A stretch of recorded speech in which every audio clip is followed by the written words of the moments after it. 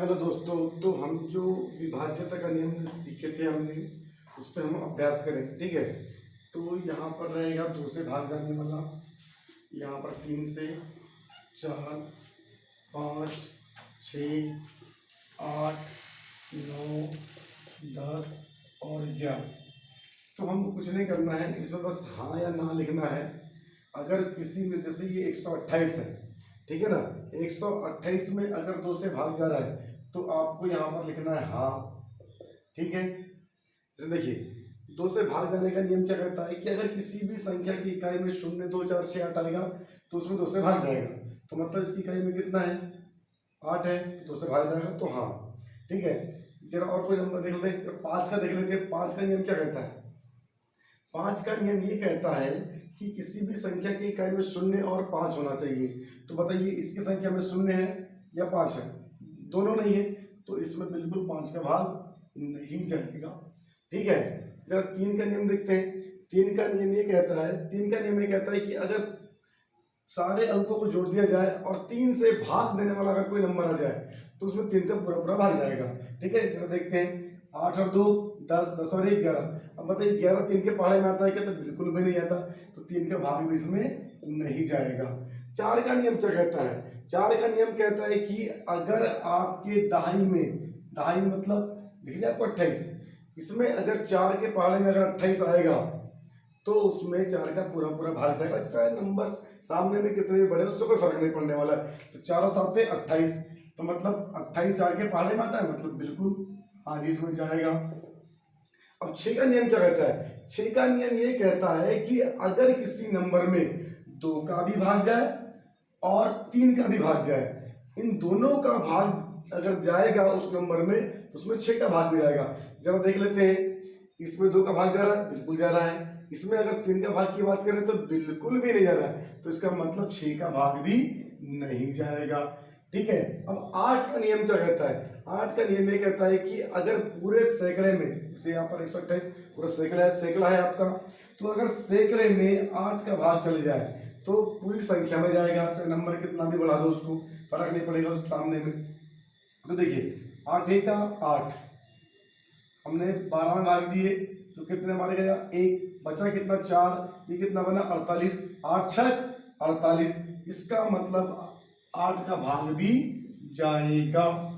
ठीक है, अब 9 का नियम क्या कहता है? 9 का नियम ये कहता है कि जो 3 का नियम है बिल्कुल सेम 9 का नियम है। तो 9 का नियम ये कहता है कि अगर पूरे अंकों को जोड़ने पर 9 के पहाड़े में आने वाली अगर कोई संख्या मिले तो उसमें क्या होगा? 9 का पूरा भाग जाएगा। देखते जरा, 8 और 2 10, 10 और 1 11। क्या 9 के पहाड़े में 11 आता है? बिल्कुल नहीं आता, तो इसमें भी भाग नहीं जाएगा। ठीक है, अब 10 के नियम क्या कहता है? किसी भी नंबर के इकाई में क्या होना चाहिए? इकाई में होना चाहिए 0। तो बताइए यहाँ पर 0 दिख रहा है कोई इकाई में? बिल्कुल भी नहीं है, तो 10 का भाग भी नहीं जाएगा। और हमने 11 का नियम देखा था। 11 के नियम में हमने ये देखा था कि सम स्थान की संख्या को जोड़ो। इसमें सम स्थान की संख्या में सिर्फ क्या है? 2 है। ठीक है, उसमें से विषम स्थान की संख्या को जोड़ने के बाद, विषम स्थान की संख्या को जोड़ेंगे तो कितना मिलेगा? 9। और सम स्थान की संख्या में से विषम स्थान की संख्या घटाओ। घट रहा है क्या? नहीं घट रहा है, तो इसका मतलब यानी इसमें 11 का भाग भी नहीं जाएगा। ठीक है, और एक देख लेते हैं, चलिए इसको देख लेते हैं। जे नंबर देख लेते हैं, 6,39,210 को। ठीक है, इसमें 2 का भाग जाएगा? बिल्कुल जी हाँ जाएगा। क्यों जाएगा? इकाई में 0 है। 2 का नियम क्या कहता है? किसी की इकाई में 0 2 4 6 8 हो तो 2 का भाग जाएगा। 3 का नियम देख लेते हैं। 3 के नियम में क्या होगा? 3 का नियम ये कहता है, आपको पता है कि सारे नंबर को जोड़िए। 6 3 9 9 9 18 19 20 और 21। 21 3 के पहाड़े में आता है कि नहीं बताइए? बिल्कुल आता है, तो इसमें 3 का भाग भी जाएगा। 4 का नियम क्या बोलता है? 4 का नियम ये बोलता है कि दहाई में भाग जाना चाहिए। दहाई में कितना है? इसमें 10 है, और 4 के पहाड़े में 10 नहीं आता, तो इसका क्या मतलब है? इसमें 4 का भाग नहीं जाएगा। उसके बाद 5 का नियम क्या कहता है? 5 के नियम में ये कहता है कि किसी भी संख्या की इकाई में 0 हो या 5 हो, उसमें 5 का भाग जाएगा। इसमें बताइए क्या है, 5 है कि शून्य है? बिल्कुल शून्य है, शून्य है तो इसमें 5 का भाग जाएगा, इसलिए यहाँ पर क्या आएगा, हाँ आएगा। और 6 का नियम क्या बोलता है, 6 का नियम ये कहता है कि 2 का भी भाग जाना चाहिए, 3 का भी। देखो 2 से भाग गया जी गया, 3 से भाग गया गया, दोनों से भाग गया, तो इसका मतलब 6 से भी जाएगा, इसमें क्या हो जाएगा, हाँ। 8 का नियम क्या कहता है कि सैकड़े में कितना है भैया, 210। 210 में हम 8 का भाग देके देखेंगे, तो 8 का 8, 8 दूनी 16, ठीक है। 16 यहाँ पर 21 में 16 घटाए कितना बचा, 5। ये कितना बन गया, ये कितना बन गया, तो ये बन गया आपका 50। अब बताओ 8 के पहाड़े में आता है क्या 50, 8 छक 48, तो बिल्कुल नहीं, पूरा पूरा तो इसमें क्या आएगा, नहीं, ठीक है। 9 का नियम क्या कहता है, सारे नंबर को जोड़ दीजिए, 6 3 9, 9 9 18, 19 20 21।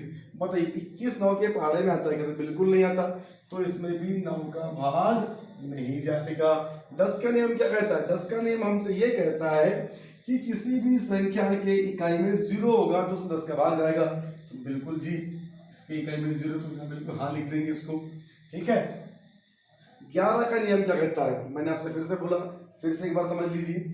11 का नियम ये कहता है कि सम स्थान की संख्या को पहले जोड़िए, सम स्थान की संख्या को आप पहले जोड़ो। सम स्थान की संख्या में क्या क्या भैया, इसमें सम स्थान की संख्या है 6 9 और 1, तो 9 और 1 10 10 6 16, कितना आया 16, कितना आया भैया 16। 16 विषम स्थान को जोड़ो, 16 और विषम स्थान को जोड़ने पर 3 2 5, 16 में से 5 गए, कितना आया 11। तो बताइए 11 जो अपने को मिला है घटाने के बाद, 16 में से 5 घटाए, यानी सम स्थान के जोड़ में से विषम स्थान के जोड़ को घटा दिए, तो 16 में से 5 गए, कितना बचा 11। अब 11 जो अपने को मिला है उसमें हम 11 से भाग देंगे, तो 11 एकम 11 पूरा पूरा गया, इसका मतलब इसमें 11 का भाग जाएगा। तो आई बात समझ में। अगर आपको इसमें कुछ भी डाउट हो तो आप कमेंट करिए, अगर आपको वीडियो अच्छा लगे तो लाइक सब्सक्राइब और शेयर करिए, थैंक यू। और बाकी सब चीज़ें आपके लिए ये होमवर्क है, ठीक है।